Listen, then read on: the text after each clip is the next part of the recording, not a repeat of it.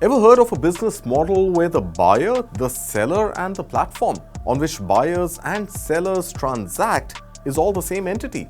Well, that's the latest allegation against Google's ad tech business in the ongoing antitrust case.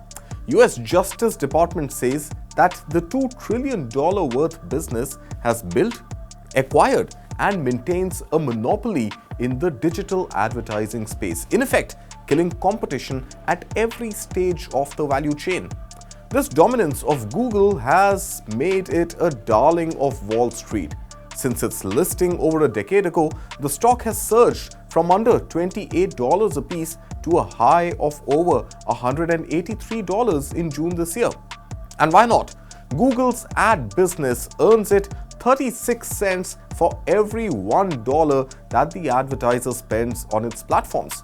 But Google disagrees. It says, and its lawyers in fact say, that the case is based on the era of the internet being restricted to the www websites. Today, it argues, advertisers flock to other social media platforms like TikTok and streaming platforms like Peacock to reach their customers, where Google has no role to play, leave alone it being a monopoly. Google's revenue from AdSense and Google Ad Manager, which are at the core of the antitrust case, have in fact degrown from $31.7 billion in 2022 to $31.3 billion in 2023. And that's a massive 57% of the parent company Alphabet's total revenue. But it's not the first time that Google is mired in allegations of antitrust. It has faced lawsuits over Android's bundling of apps in the US as well as the EU in the past. In India too, the Competition Commission of India has slapped notices on Google's billing policy on apps, a commission between 11% to 30% that is charges on App Store. And this latest case on monopoly in the ad tech space possibly won't be the last either for Google. But this time, the pressure on breaking up Alphabet into multiple smaller companies is higher than it has ever been.